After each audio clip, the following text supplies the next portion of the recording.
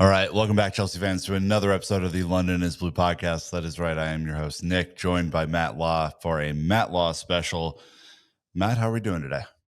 I'm good. I'm good. As I was just explaining, I'm very recently back from Riga in Latvia, which I can recommend to anybody. Been there for a couple of days with England. So, yeah, fun. Best part of Riga. Go for it. Best part of Riga, the bars and the restaurants, to be honest with you. Very, very smart, nice little independent places. I'm sure there's lots of lovely sites. I saw a few of them doing a few runs and things, but didn't get through the proper sites. But just a nice vibe, nice place. Okay. See, and England qualify for the World Cup officially while you're away. Kind of an interesting international break for Thomas Tuchel of sorts with the comments for some With of the the fans. fans, yeah, he Yeah. was having some good banter with the fans. Actually, it's going to be interesting to see how that develops. But I mean, you know what he's like as well as I do. He took it really well, and actually, I think it may have enhanced a little connection the way he took it and the way it all went. So yeah, Tuchel doing his thing, and you know as well as I do, he's a very good tournament manager. So England fans are starting to get a little bit excited about next summer. Yeah, he is kind of for me like the definition of dish it and take it. Like he's not afraid Oh yeah, to be on the other side of things, and I think just handles himself incredibly well. So yeah, yeah. fascinating. Well, to lead this one off, if you have not heard, we are going back to London. We'd love it if you'd come with us. We put together a trip with our friends at XL Tours to go right after the Christmas holiday from the 27th of December all the way to the 4th of January. So it'll be 6 days in London, 2 days in Manchester, because we are seeing Chelsea in the affectionately known Matlaw Derby play Villa at Stamford Bridge on the 27th. We'll see Chelsea play Bournemouth at the Bridge on the 30th. And then on the 3rd of January, right after the new year, we will go up to Manchester and see Chelsea play at City. Of course, lots of festive things going on during this. Certainly, we'll do another live pod while we're there. Please let us know if you have any questions. We're getting this thing rolling and hope in the next couple of weeks to have everything all firmed up. So please register your interest. Send us an email, contact at londonisbluepodcast.com, and we will get this thing set. Very excited about this one. So as you get a test, Matt, London during the holidays is pretty tremendous. Yeah, it's fantastic. I'm excited to see you all again. It's nice and soon after your last visit too. Sometimes you leave it a while, but you're coming back nice and quick, so that's good. But yeah, That is it's a great time of year, and it's nice actually because sometimes that week between Christmas and New Year, you struggle to fill it with things. So you're going to help with that for sure. yeah, a few holiday merriments along the way for sure. Well, look, let's just kick this one off. It's an international break. It's been a relatively quiet international break, which I suppose when we talked about this last time, this is the second of three fall international breaks that kind of break up the season into chunks. And it really, it, there can't be news every international break, but I think for Chelsea, the big news is still really around the injury front. I think since we talked last, which is last week, Enzo Fernandez was sent home from international break. Reece James and Caicedo were kept home during the international break. There are other injuries we can talk about, but those are kind of the fresh ones that I think are most interesting. Do you have any news or notes about Enzo in particular? Yeah, I think Enzo will be okay from what I hear. I think the Okay. plan was always for him not to play in that second game in any case. Yeah. If you look at it, Christian Romero, Tottenham centre half, didn't play in the second game. I think Emi Martinez came off in the second game. I think Chelsea had done some negotiating around that, and I'm not doubting there was some inflammation of the knee as was announced, but I don't think that was the primary reason. I think the primary reason was there was a bit of an agreement with Chelsea because of Enzo's fitness, as we've talked about. He had been looking tired. He's been playing a lot of games. So I would fully expect him to be ready for the weekend and actually fully expect him to play. I think Chelsea are going to look a fair bit healthier come Saturday lunchtime in the UK than they did when we signed off against Liverpool, albeit with a very good win.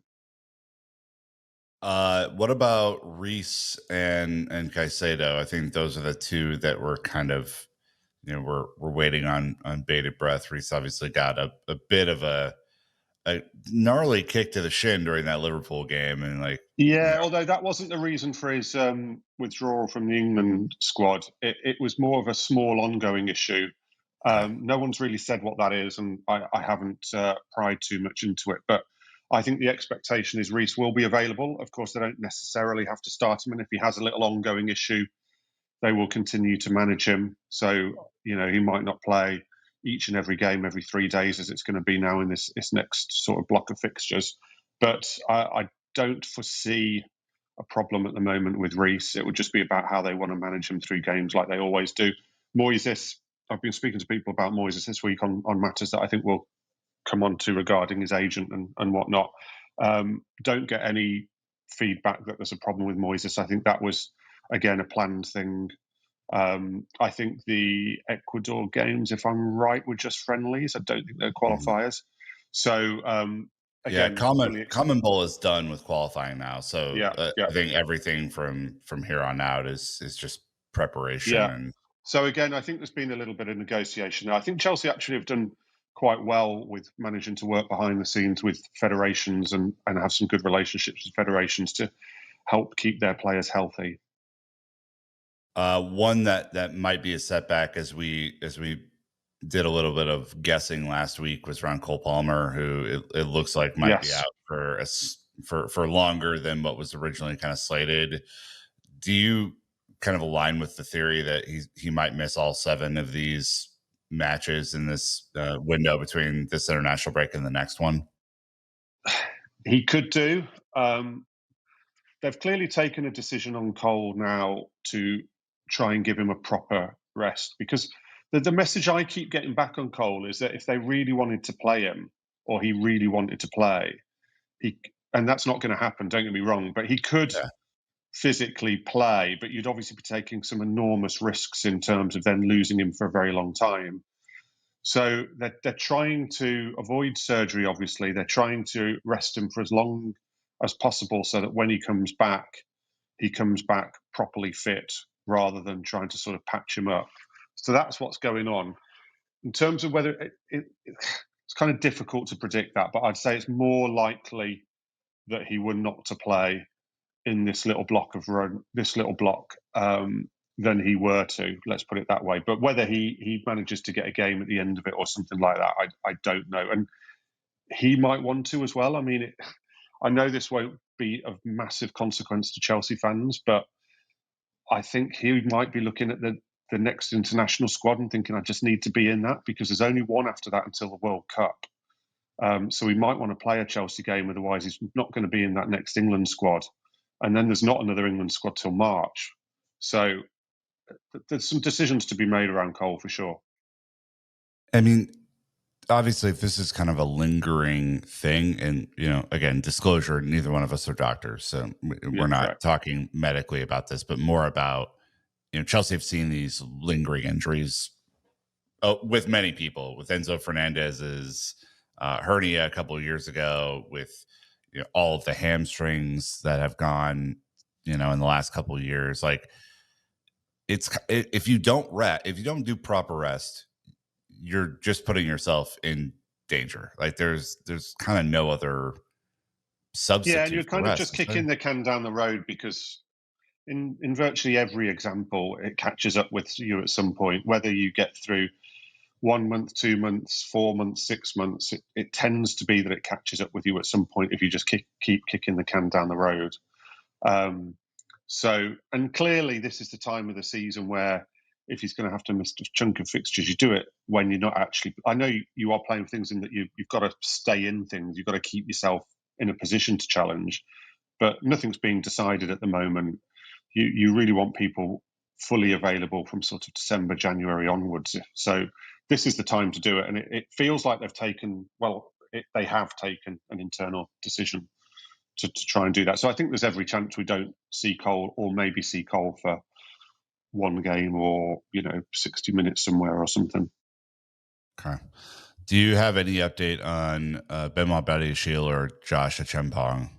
I haven't double checked, but I think I said in the last pod, and the reason I didn't double check is I was told it very confidently, that there wasn't any major worries over why they came off. It was to do with managing them and their fitness, and also a bit of sort of tiredness and cramp, having not played too often and not getting back into red zone. But good news. I think there's every chance Tosin will be available for this weekend. I'm always reluctant to say too much about Fofana's fitness, but I think there's a good chance Fofana will be certainly around and available for the squad. So Chalabar's back from suspension, so you're looking again at probably a Chalabar Tosin central defensive pair, possibly Fofana on the bench. Lavia, of course, is available at the moment. They'll have to be careful with him, but with Cole out, that's quite a big deal, because if you can play Lavia next to Caicedo and move Fernandez up a little bit further forwards to the 10, I actually prefer Enzo in that position. Obviously, he can't play there when Cole's available, but it would certainly mitigate the Cole loss a little bit. So, like I said, I think Chelsea will look a fair bit healthier come Saturday lunchtime than we saw before the break. Yeah, I mean, I guess you're looking at this from, some players going on international break, some players getting the rest at Cobham during the week, right? Is this kind of a squad that you think is slightly healthier now than it was before the break? Oh yeah, for sure. I mean, João Pedro hasn't gone away either, has he? And João Pedro, we spoke in the last pod when I was on, looked absolutely cooked, and he's just had 2 weeks now. So you'd hope that João Pedro will look a lot fresher in this block of games. So it's been actually, because they'd won 2 games, it felt annoying that Chelsea were having to stop now. But in actual fact, I think it was probably the best thing for them still, because they won those 2 games. They finished on a positive, and they've had some chance. They've had a lot of players really for Chelsea either stay back from international duty or come back early, to help with them going into this set of games healthier. And I think this break should have really helped them actually. Excellent. Okay. I mean, our first match up is essentially it kind of feels like a must win for Ange at Forest. I mean, it has been a brutal start to life up north for Ange. Like, how do you feel about him in this role and this match right after the international break? So we're talking now on Thursday afternoon. I mean, all the indications is that Ange will get that game, but the way Marinakis is, I'm still scared Wild. to talk with 100% certainty that Ange will be in charge. So there's still a little bit of doubt around that, but obviously it's starting to look like he will get that game, and you've got to think it's. I'm not sure it's win or bust for him. I think a draw might be enough to keep him going a bit longer, but he's right on the brink after 7 games, which is. It's whatever you think of Ange and whatever you think of the appointment, it's absolutely insane to have a manager on the brink after 7 games when they've been playing every 3 days in those 7 games as well. So he's had no preseason and he's had literally no time to work with the squad. I mean, that is on the owner and the sporting director there for creating that situation, which is a ridiculous situation.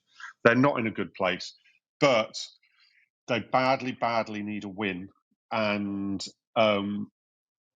I would expect it to be a tough game for Chelsea on the basis that not many teams go 8 games without winning who are, not your real relegation fodder. And just, the law of averages says they're going to get a win somewhere. I don't think they will win, but I think it will be a tough game for Chelsea. The atmosphere will be really interesting because you would normally expect Chelsea to go into quite a hostile atmosphere at the City ground. Yeah. I'm not sure they'll find that the case this time, though, because the fans have already made it clear they don't want Ange. The atmosphere has been turning slightly toxic at Forest. So if Chelsea were to go ahead, it could really play into their hands because it could get really quite nasty at Forest on Saturday at the City ground if that were to happen. I mean, I know this isn't a Forest podcast, obviously, but I'm curious if you think that Marinakis kind of overplayed his hand a little bit here. I mean, We know all about the midseason coaching change better than most. Sometimes it's the spark that can really drive you. Right, a little bit of change of a voice in there makes a huge difference with players. This has seemed to not go that way. And of course, it was going to be difficult for them to replicate some of the highs they had last season. I think everyone kind of accepted that. But do you think this is an overplay? Yeah, definitely. I mean, I don't hold Marinakis solely responsible for Nuno going because Nuno seemed to talk his way out. It felt like Nuno decided he wanted out because he dropped some bombs that these days managers just don't get away with dropping. Mhm. So I don't put it all on Marinakis, but that situation should have been sorted in the summer. And then the stylistic change between Nuno and Ange to try and do in a September when you're in Europe and you've got no time on the training pitch is just absolute insanity. And if you're not prepared to go through the pain to try and get to where you presumably brought this coach where you thought he could get you to, if you're not therefore then prepared to go through the pain, then you deserve everything you get, quite frankly. And if they move on to manager number 3 in a season in October, I mean that is phenomenally insane. And all the indications are it could be Sean Dyche next. So you've got Nuno, Ange, Dyche. I mean, it's a wild roller coaster that would be. So, but I mean, it's a huge game for Ange. It's a huge game for Forest. I just don't know whether the City ground will be bouncing though. I think it might be just a little bit nervous and expectant to start with, and then if it doesn't go well, it could get toxic. I don't think going to the City ground is going to be like it has been the past couple of years. Put it that way. Interesting. Okay. Yeah, I was curious because this is, from like a matchup perspective purely. This is a Chelsea team that feels like might be on the path back on the good side of things. Forest are now playing a style that is kind of a little bit counterintuitive to what they've played the last couple of seasons under Nuno. And I'm curious if you think with the high line that we know Ange wants to play and being more possession dominant, if you think Chelsea have some real opportunity in this match to kind of exploit a team that might not have the fully baked in strategy that Ange wants. Correct me if I'm wrong. Were Chelsea 4 out of 4 against Ange when he was Tottenham manager? They were, weren't they? Mhm. It seemed to really suit them the way he wanted to play. Chelsea obviously have a lot of pace in forward areas. They hate teams who low block against them. Chelsea do. They that's when they generally struggle. Mhm. Um, they just seem to love going up against that. Ange hasn't actually gone fully Ange at Forest. He's not gone in there and just chucked everything out the window. In actual fact, in their last game against Newcastle away, I think it was, which I think was 0-0 at half time. I only watched the extended highlights because I'd been at Villa that day. But um, certainly in the first half, he'd actually gone back to sort of the Ange Europa League tactics where it was more of a mid to low block and trying to hit on the counter attack a little bit. I mean, he would be wise to go back to that this weekend because if he tries to play his Ange ball, A, as you say, Forest aren't particularly suited to it anyway, and B, Chelsea seem to love facing that. I mean, it seems to just play into Chelsea's hands. They can press high up the pitch, they can hit them with pace. That is manna from heaven from Chelsea. So if Forest play like that, I really think Chelsea could have some fun. We're talking a little bit about the expected lineup here. What do you Yeah. expect the lineup to be for Saturday? So I would expect, obviously, Sanchez in goal. I would expect, like I say, Chalabar, Tosin, Cucurella. Right back's always tricky to pick, to be honest with you. I would suspect he will start Mallow. Yep. And then I think it will be Lavia Caicedo, fitness permitting, with Fernandez 10. The real interesting one is, do you start Estevao or do you keep him as the impact sub? That is a really interesting Yeah. quandary because Garnacho, I thought had his best performance so far against Liverpool. So I think Garnacho will start. Yep. And Neto gives you just that. I always think with Neto, you kind of know what you're going to get. Like there is a consistency of performance there. It's not always like an 8 or a 9, but it doesn't drop below a 7 or a 6 very often either. For me, anyway. Some people might. I like Neto. I'll admit I have a soft spot for Neto. I would probably go with Neto actually to start with. I know lots of fans will be screaming Estevao has to start, but I would probably go Neto, João Pedro, Garnacho, and have Estevao ready to come on and terrify them for the last 25 minutes. Yeah, I was talking with Justin Nath about this. I think because Brazil traveled to Japan and Korea over this break, Yeah, I that's a would, good point too. and I think maybe there's some like flu bug going around. Probably bench for that contingent. Also, just like I'm kind of thinking about Lavia in particular, because I totally agree on Malagusto starting this game at right back. I think that is probably going to be what's happening. I don't think Lavia is starting this game. I think they're going to continue to bring him off the bench for a little bit. So I think Enzo's going to drop back, and I think there's a chance that Guiu might start with Joao Pedro dropping into the 10. That'd be interesting to see. I don't think that will happen, but that would be interesting to see. Largely because of the press. I think if you really want to press this team, you can't really do that with Joao Pedro from the top right now, just from what we've seen so far. So that would be my only possible change. But the lineup isn't. I don't think we're at the full complement of players at full strength that we want. So it kind of does pick itself in Well, most theories.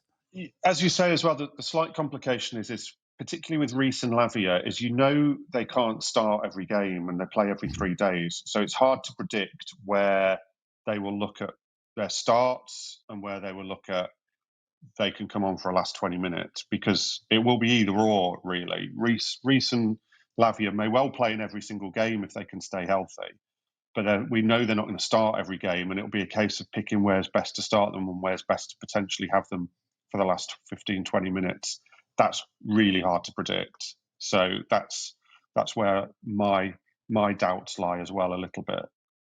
Yeah, and I'd throw Batty Shield into that group as well. A little bit of Fafana in that group. I think there's going to be some players that are just more gently coaxed in over this 7 match stretch that Chelsea had before the next international break, because after that it's full go. I Oh, mean, after that, I mean, yeah, after that, I actually think, I know it's really annoying for fans, but I actually think it's probably good for Chelsea to have another international break come in. That while, because we've talked about it so much, the Club World Cup in the summer and their injuries and the fitness is clearly a real issue. So to have these short bursts of games and then be able to try and rest a few or get players back, I think it is important for them. And particularly, as you say, after that, that's basically then that's you for the season, and you're going full out every 3 days, pretty much through to the end of the season. well, let's bring back a fun segment that we've done, and it's time for a Oh little no, Mastradamus. I'm He's not sure back. we can call me that anymore. Nah. Well, all right. Well, Matt's picks, whatever you wanna put down. We're gonna predict the next 7 matches between this Okay. international break and the next one. And starting off with Nottingham Forest, what is your prediction for that? I think Chelsea will win that game. I think that it will. They're low on confidence. There's a lot of pressure on Forest, and I think Chelsea are well set up to win that game. I don't have Yes. to give actual score predictions, No, do I? no, Just, no, yeah, no. Chelsea win. Screams trap game to me. I think draw. Uh, Ajax at home in the Champions League. Easy win. Ajax are terrible. Okay. I'll agree with you there. Sunderland at home. I think win. I think I. This may blow up spectacularly in my face, but I think we will get to the stage in this group of games where Sunderland do start to tail away a little bit. They are dangerous, and Isidore's a dangerous Really? player. They've got some decent Yeah. players, but I take Chelsea to win the game. Brilliant start for them. They're Yeah. I mean, there are a If couple Chelsea are going results. to achieve if Chelsea are going to achieve in the league what they want to achieve, though, they will have to beat the promoted clubs. It's as simple as that. So Yeah, they're a couple results away from not being in the relegation scrap, I should say. I mean, it's wild. Wolves in the League Cup. yeah, this is an interesting one. I actually think Chelsea might lose this one Okay. because, but my reason is, and I talked about this before, something's got to give on the fixture list for Chelsea, and there's going to be a game where they really have to play a sort of youth stroke C team. And I would imagine that this Wolves game could be that. And it will be a big game for Wolves. I don't think Wolves will be resting loads of players. So I'm going to take them to actually lose that. And I doubt whether the club will care too much, if I'm honest with you. This has like win on penalties for me.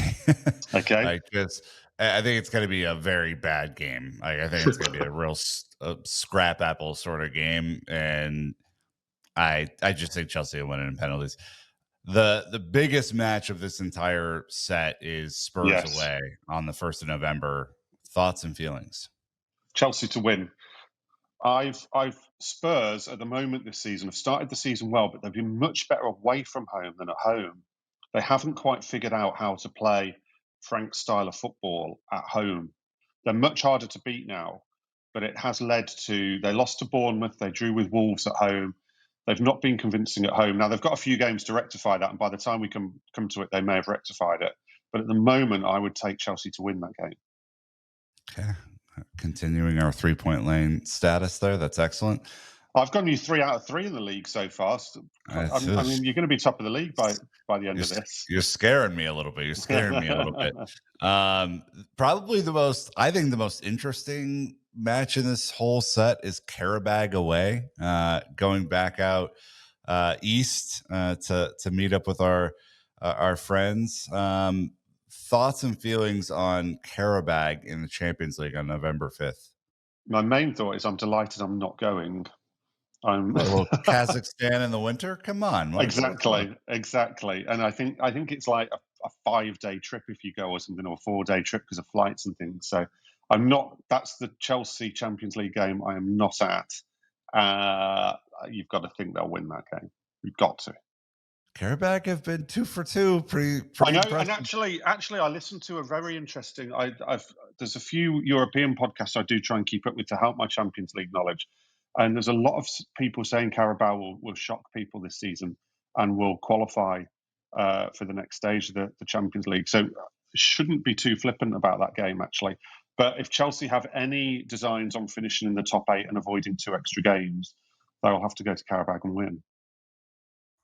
The travel for that one is tough. I think that's the worst travel that you could get Oh yeah, in the 100%. Champions League. Win, but hard win. Not very easy at all. And then finally wrapping up with Wolves at home or on November 8th, I should say. I In mean, the I've got to say win, but then I've taken you to win every single league game, and that feels unrealistic. So I feel like I need to actually.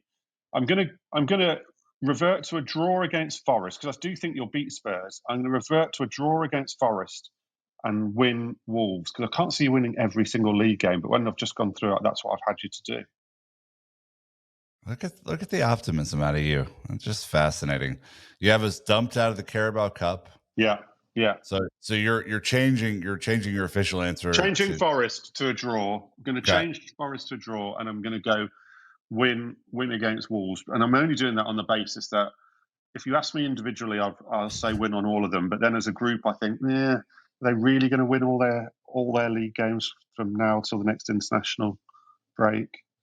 If they Yeah. do, wow. Yeah, as the cynic on this podcast, I understand what you're saying. So that would be 1 point, 4 points, 7 points, and 10 points during this run You for would love Chelsea. that, right? You'd love that. Bite your hand off for 10 points. Yeah, Are you kidding me? yeah, That'd be yeah, that'd yeah, be a yeah. very nice set. And you kind of do. I mean, we were talking about this earlier. You kind of do have to get that done here. Like this is a relatively favorable stretch of matches before you get into December, and I it would think it's matter. actually, I think it's a really, really important little run just how you set yourself up then for the season, because it's an opportunity. There's a massive opportunity there, both in the Premier League and the Champions League. You know, that result against Liverpool have put Chelsea in a decent position in the Premier League, not an incredible position, to then go and kick on a little bit. And you've got a fixture list where you do have the opportunity to kick on a little bit. If you don't take that, then it could get quite tough afterwards. And the Champions League, I keep saying it about the top 8, you do not want extra games. And if you're going to finish in the top 8, you go win ahead of then, Barcelona at home, Atalanta away, some tough fixtures coming up. So I do think Right. it is an important little run. Just give me one thing. I just need one thing that Chelsea need to improve on versus the last set of matches to do what we predict in this international break kind of set of 7 matches before the November one, I should say. Easy discipline. Got to keep players and managers on the pitch. Enzo Maresca will not be on the touchline, remember, against Nottingham Forest. Yep. I do think that has an impact as well, actually. I do think too. It impacts teams, yeah. So I always think that that's a slight negative. It kind of shouldn't in a way, but it does. And he does coach from the touchline a lot. You watch him; he coaches a lot from the touchline. Watch him in that Liverpool game, particularly. So that will be a blow. And you can't keep finishing games with 10 men. And you need to be careful on the bookings too, because you don't suddenly want the 5 booking suspensions coming around in December when the games start piling up. So the discipline's got to improve this run of games. Correct me if I'm wrong. Is this then Willie Caballero taking over as touchline manager? I think he probably will, yeah. I think he probably will. He did the press conference after the Liverpool game. He would be the most vocal one after Enzo. I don't think he's necessarily the one who does the most coaching after Enzo, but I think he will be the one shouting instructions from the touchline and trying to relay what Enzo wants them to do. Enzo is allowed. It's not one of those bands where Enzo's not allowed to be in touch with anyone, so he's allowed to be in touch with everybody. So I think it will be Willie that we see jumping around a little bit on the touchline and barking orders. So that'll be interesting. But And Enzo can watch from the stands, exactly. right? And He can then watch from the director's box. Sometimes they even go. I've been sat at a Chelsea game once when Arsene Wenger was banned, and he was sat 2 seats down from me in the press box, watching us all write reports. I think Arsenal got thrashed by Chelsea that day, certainly beaten. So it was quite awkward. But they've got to keep people on the pitch. They've got to keep people on the pitch, and they've got to keep people available. It's the easiest improvement because that has cost them over the last set of fixtures for sure. yeah, one player that will potentially help get some job done over the next set of fixtures is Estevao, who again just kind of going strength from strength. We're seeing him play in the Premier League. We're seeing him play for Brazil now, and look, he is not first choice for either one of those squads yet. I mean, when healthy, I think he would still be behind Palmer, be behind a bunch of players, but he is coming on to the scene very quickly and in dramatic fashion. He said recently, "I'm managing to adapt faster than I expected. It is the style of the Premier League. It's the style of Maresca, European football. Off the field, I think it's mostly culture, which is very different, but I really like. No secret, I think we talked about him during the last special that, there is a cultural transition from Brazil to sure. England. He's brought his family over. I think they're taking the requisite steps to make it a smooth one anyway.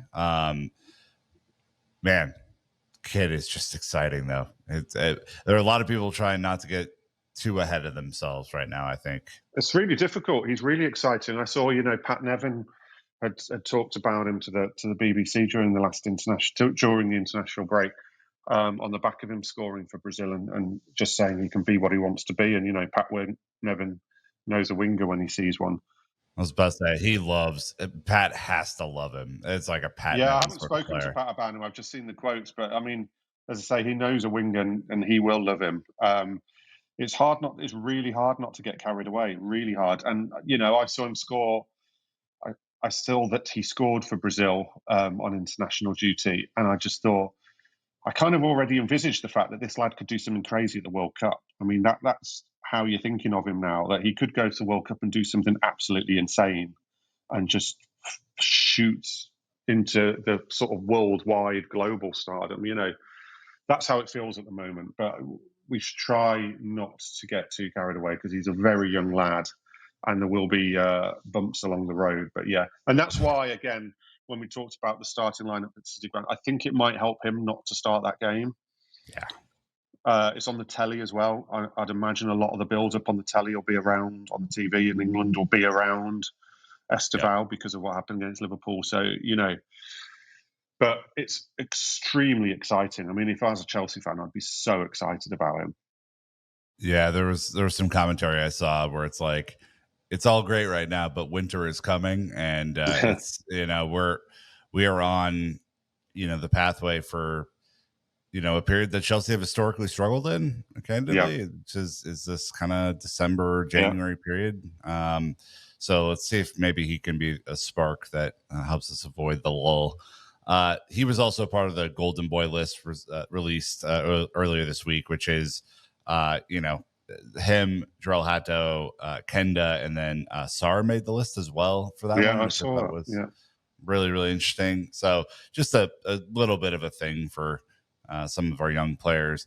Look, that will matter to Chelsea because of their philosophy and because of their, the Sure. project Yeah. that gets so much attention and so much comment on the project.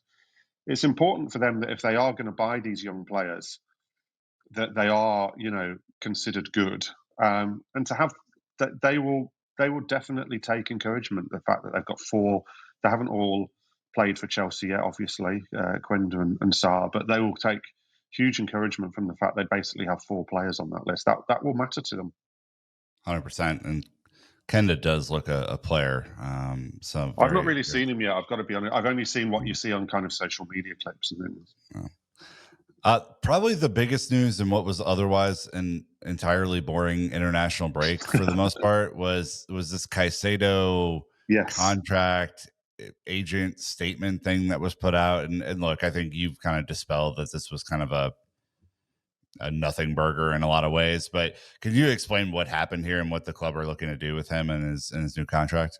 So, first of all, what happened was he has changed agents. Basically, I don't know whether they're his formal agents, but he's put his matters back into the hands of his family a little bit. Certainly, his main agent, who wasn't Ali Barat, it was the other guy whose name I've just escaped me as I'm talking to you. They have split. The contract with him has ended, as it said in the statement. Now, there was a line. He also confirmed the fact that Ali Barat and Epic Sports are not his agent. They never have been his agent. They advise, they help, but they've never been his agent. But he used the word in his initial statement, something to do with, and now my career is in the hands of people I can trust. Now, Yeah. it was easy to read into that he meant that he couldn't trust the people. Didn't trust his former. Yeah.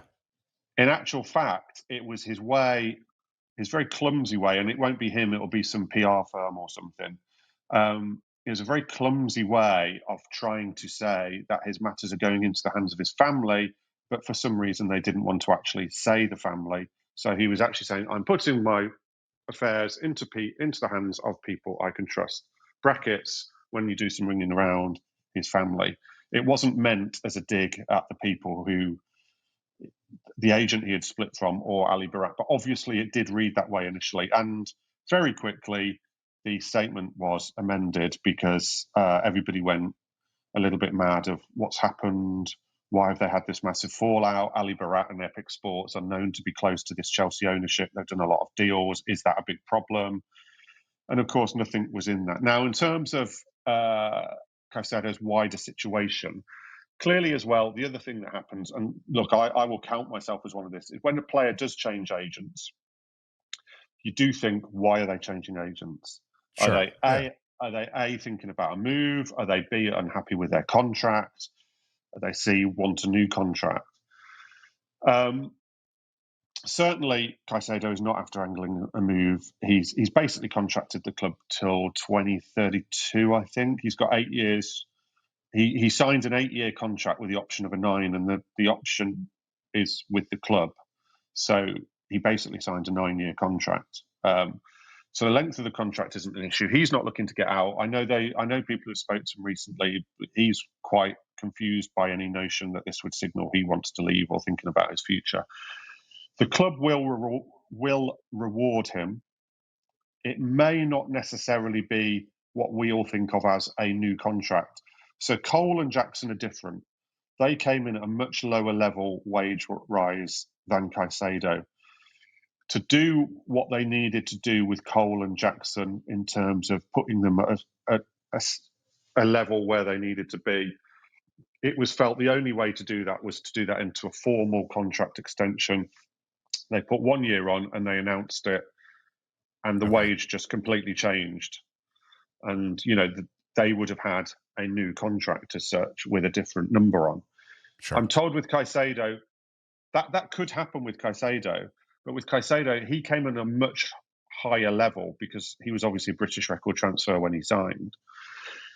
And what could definitely happen with Caicedo is that they look to either trigger some bonuses or make some amendments that are easily amended, I think in line with the initial agreement of the contract within the current contract. If they do that, they wouldn't need to be an announcement or any sort of, we have given Moises a new contract. But what will definitely happen, whether it's an announced new contract, whether it's something that's never announced publicly, is he will be rewarded because they realise that on the scale of their wage structure at the moment, he needs to move up numerically, shall we say, and deserves to move up numerically. But no problems at all. I'm told he's very happy, continues to be very humble. The club had absolutely zero worry or concern over this whole thing with the agents. They're just very happy they've got Caicedo under lock and key when the rest of the world are waking up to how good he is. Well, and it's not, I mean, it's also not uncommon for players to have different agents for different things too, right? I mean, it's not uncommon for a player to have an agent primarily in charge of the football stuff and an agent that works on other sort of commercial deals outside of football or whatever. Yeah. I mean, there's like, I think there was some confusion around like, well, why does he have two agents? It happens. There's agents for different parts of your life that can all lie to you all at once if you want, which is fun. Kidding for the lawyers on the call. I'm not even commenting on that bit. I'm just leaving you to hang yourself on that a little bit. I'm staying very quiet. They can come for all $4 of mine if they want. It'll be me and Dan next week. Yeah. Where'd Nick go? Well, he's no longer with the show. The other thing that kind of came up, and I think like this is probably the other news I'm putting in air quotes since now we're getting litigious on this show. The stadium update essentially came through, and I know you've been very firm on your stance around the stadium update, but just kind of reading what's been out there in the tea leaves. The Earl's Court development seems like it's going to be pretty much finalized in the next month or two. Is that your read? No, that's not quite my read. There's a planning meeting. There's a planning meeting of Hammersmith and Fulham Council in November, early-ish November to mid-November, whereby things could move on a little bit more with the Earl's Court development. I had thought at one stage that there was a chance that in November we would know whether the Earl's Court development site would still be open to Chelsea or not. Having investigated a little bit and not fully, because we're still a few weeks away from it, I don't quite need to yet, but having investigated a little bit, I don't think it is going to be a meeting that finalises everything on it. And you've got to remember that I still think the plans are plans that can be amended even if they go through. So even if the full planning permission and full plans were put through, I think they are still plans that are allowed to be amended. So look, it could move on a little bit. Don't get me wrong. it could take a step further towards the Earls Court development as it is becoming what it is. But I don't think it will be locked in November. But there is a meeting in November which Chelsea will definitely be sort of keeping an eye on, and which has, let's say, some significance. But I don't think it's going to decide anything from what I gather. Do you think that potentially forces Chelsea's hand? I don't think that meeting will force Chelsea's hand. I mean, I still think that there's two choices. There's the move to World's Court, and they get involved in that, or they have to knock. If they want to do a new stadium, they have to knock Stamford Bridge down, play somewhere else, and rebuild Stamford Bridge. They're not going to do it stand by stand. That's definitely not going to happen. There's been talk, and I haven't heard of where it is or what it is. There's been rumours that there is another site they've looked at other than Earls Court recently. That there's potentially another site on their agenda, but that is real rumours and speculation. I haven't properly verified that. I haven't had any information on where that might be. It's clearly a big deal. I don't know whether you saw as well in this international break, which I do want to throw out there because Chelsea fans quite understandably wouldn't necessarily follow Arsenal news. The Telegraph, my paper, did a story during this international break that Arsenal are looking very hard now at redeveloping the Emirates, and they want to increase the Emirates capacity quite significantly. And one idea they are looking at, and they haven't finalised this by a long way, is an idea to do a similar style to the Bernabeu at the Emirates and move out of the Emirates for a couple of years, and they would move to Wembley. So there could that be piece off the board. well, exactly. So there could be a little bit of a race for Wembley because it still strikes me that would be only Chelsea's only realistic option of a alternative stadium were they to want to knock down their own and rebuild another one. So all of a sudden, if Arsenal are looking at a rebuild on the Emirates that requires them to move out, that's got to come into Chelsea's thinking. It's got to, because the two big London clubs trying to do the same thing at the same time would have massive consequences. Yeah, that's a very interesting development for sure. But I mean, I still find it amazing that we're in this position. You know, 3 years or whatever since the takeover, that it's really got nowhere, to be quite honest with you, and it's gone through different hands of people within the club looking after it. We had that comment last season from Hans-Jörg Wyss, who basically said nobody's in charge of this, which is a very worrying comment. Bowley's kind of hinted at what he wants to do. It feels like he wants to move away and create a multi-purpose stadium.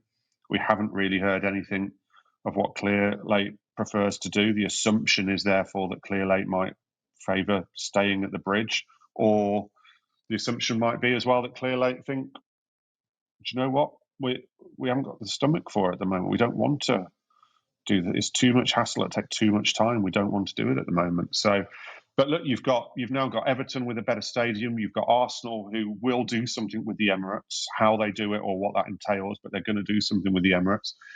Villa next summer are adding another 10,000 onto Villa Park. That will take them up to 55,000 capacity. I mean, Chelsea are getting left behind stadium-wise big time, and it's very, very odd, the silence around it. Indeed. Yeah, and nothing formal obviously has been presented to CPO or the trust or anything yet. So it's not really. I mean, it's like every time we talk about this, there's not really any news to react to. No, all I would say is I know that the CPO are positive about Jason Gannon. They do have regular meetings and talks with Jason Gannon. They weren't obviously positive about Chris Jurasek at all. So there's a good relationship between the CPO and Jason Gannon. I know that for a fact.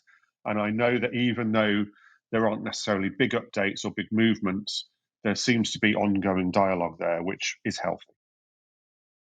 Okay. Let's end this one on a bit of a fun note, because I just wanted to put you on the hot seat for some rapid fire questions that you may or may not expand on.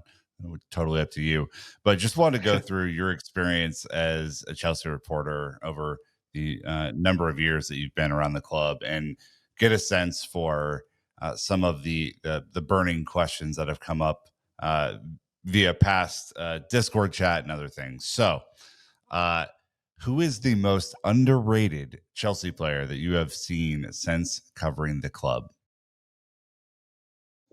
He became not underrated, but for a long time it's Azpilicueta, I think. Mm. Azpilicueta was hugely underrated for a long time, and then I think people cottoned on. Say cottoned on, that sounds a little bit dismissive of people's opinions, but he became less underrated and he was very important by the end. He took the captaincy. But I would say Azpilicueta, and Azpilicueta's up there with one of the best value signings as well, in terms of what he gave the club against his transfer fee that they signed him for. So yeah, I'm going to go Aspi. I fear that I'll come off this and kick myself that I've forgotten someone obvious, but I don't think I'll ever be disappointed with saying Aspi. No, it's a good shout for sure. Same, but with the manager. Underrated manager. Mm-hmm. Ooh, what a question that is. Underrated manager. I mean, you can't. Right, I'm going to give a controversial answer here, or an answer that Bruno will seem Saltor. odd.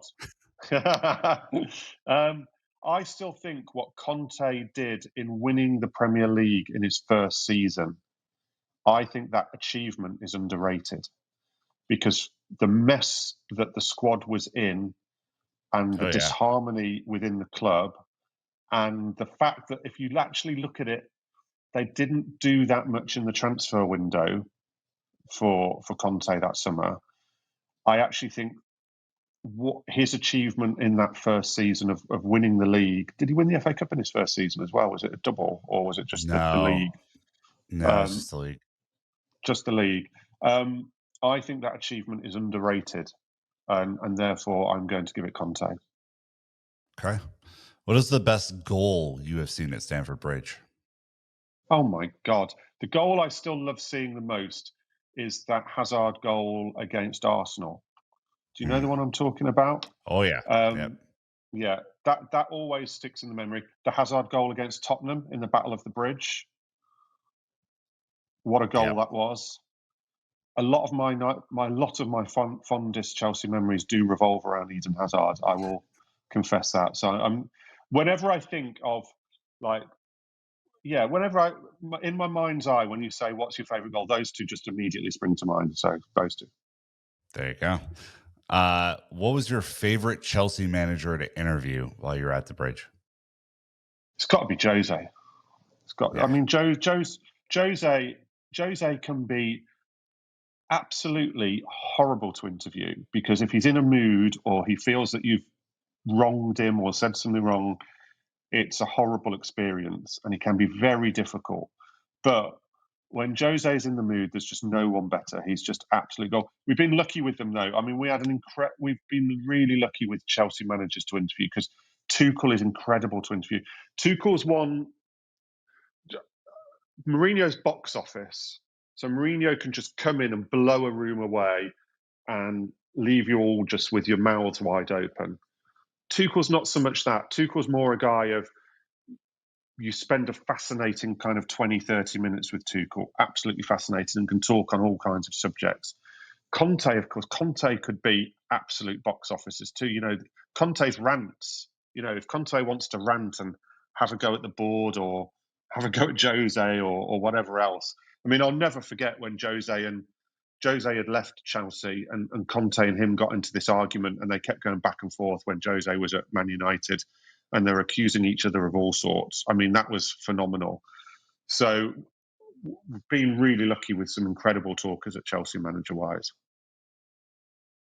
Chelsea have to win the Champions League final. Which manager are you picking to win it? Mourinho, Conte, Tuchel, or I'm going to throw in Ancelotti as well. Well, also Mourinho. What incarnation of Mourinho are we talking? Because there's two incarnations of I'm going Mourinho. to pick the best versions of each one of these managers. The Whatever you best think that. versions of each of them. Yep. Best versions of each of them. I'm going Jose. I'm going Okay. Jose best. All right. I think Jose at his best in the era that he was at his best. I think he took management. I'm not going to say coaching, but management to a new level. And I do subscribe to the theory that if Avram Grant had never have joined Chelsea and things had gone a little bit of different, I do believe that Chelsea would have won the Champions League with Mourinho. I think the best version of Mourinho I would take. Okay. Interesting. These are The great number questions. I love these questions. Yeah, just thought we'd have a little bit of fun here. Why not? Yeah. The number one difference between this current ownership and the previous ownership is you can't say winning because there isn't a there isn't a sample size. Come on, be serious. Wow. I mean, they are just so different. The one biggest difference between this ownership and the last ownership is I'm actually going to say this is a really boring answer. I'm I don't know how to articulate it in one word. You don't have to do one word, just like the one difference. It can be multiple. Well, the one difference is that this ownership have millions of people doing everything. You know, they have two sporting directors, they have two transfer chiefs who work with the sporting directors, they have two owners, or they actually have three owners as such, with Feliciano as well as Bowley and Egbali. They have all these layers of management who constantly change, but there's millions of layers of management. If you go through it, they constantly got all these people. In Abramovich's day, it was Abramovich and Kenyon and Mourinho to start with. Then that moved on slightly to Abramovich, Emanalo, and manager. And then that moved on to Abramovich, Marina, and manager, and a little bit of Petacek scattered in there at the end. It was never more than basically three or four people who were in charge. And actually, the manager in that wasn't really in charge. So it was basically two people, either Sure. Abramovich and Kenyon, Abramovich and Emanalo, or Abramovich and Marina. The layers of management, it was such a simple, small structure that seems mad now. And now we've gone to probably one of the most complicated layers of management in the whole league, I'd say. Two fun ones here for the end. The most entertaining off the field player you witnessed at Chelsea. Well, Diego Costa was very entertaining. He didn't talk Sure any was. English. Yeah, he didn't, but he was entertaining off the pitch. So I really always remember when Chelsea won the league at West Brom, and that was Conte's title, obviously. And we were in the press room, and Conte had just come in to obviously give his big press conference about winning the league, and it was a packed room because obviously everybody was there to, you know, when the team's about to win the league, newspapers and media outlets send sort of three people each. It's a packed room. It's not the biggest press room at West Brom at the Hawthorns. And as Conte's talking, in bursts Diego Costa with a fire extinguisher, and he's literally about to spray the entire room with a fire extinguisher, which would, of course, had everybody thrown out and Oh caused a yeah. massive fire. You know, fire alarms go off and all sorts. And Steve Atkins, who was head of communications at the time, managed to say just in time, "Diego, no!" and put his hand out, and just somehow managed to stop Diego doing it. He was literally on the cusp of spraying the entire room and getting the whole place closed down when after Chelsea had won the league. And there was all kinds of stuff like that around Costa. So do you remember he used to drive the buggies into training? He used to nick the groundsman's buggies, and we'd all be there, especially for Champions League games. You go and watch the open training, so you'd be kind of stood waiting for Oh them to yeah. come, and he'd come speeding through in this buggy, and he would like pretend he was going to sort of hit people and all this. He was insane. He was absolutely insane. And I saw actually for the Legends game some footage that John Terry put out with him barging someone off the ball in training, and he obviously almost got into a fight with Skirtle in the game. He obviously hasn't changed. Never will. That is a No. guy who will never change. There is no amount of time that will soften those rough corners for sure. Last one here, and then we will end this one. Chelsea will play football at Stamford Bridge for the next 30 years. Yes or no? Are we talking the site or the current stadium? the site, and what I would say about this is option one is Chelsea continue at Stamford Bridge. Maybe there's a period where they don't actually play at the bridge, but it's in the spirit of them continuing to play at the bridge.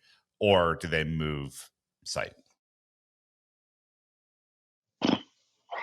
Wow, this is one to look back on one day and put real egg on my face, isn't it? Thanks for this, Nick. I'm going to reluctantly say yes. They play at the Stamford Bridge site for the next 30 years. I hope that's what happens. That's what I want to happen. Okay. I know it might not be the best scenario for the club in the long term in terms of if you're just looking hard-hearted commercial view and all that. I think if you're looking at it as a hard-hearted commercial guy and view and where football's going, you'd have them move. But I like to think myself as a romantic when it comes to football, and from that That's how point I've of view, always described you. exactly. I'm a lover, not a fighter. So I'm going to go for them staying at Stamford Bridge because that's what I want to happen. All right. Well, let's wrap there because I think that's a great place to end this one. Matt, obviously, thank you for joining and doing a little bit of international break ball while we're still in this moment. I know we're both looking forward to getting back to football this weekend. And of course, if you guys have any questions about the trip, please email us contact@londonisbluepodcast.com. That'll wrap this one here. So until next time, Chelsea fans, you know what to do. Keep the blue flag flying high.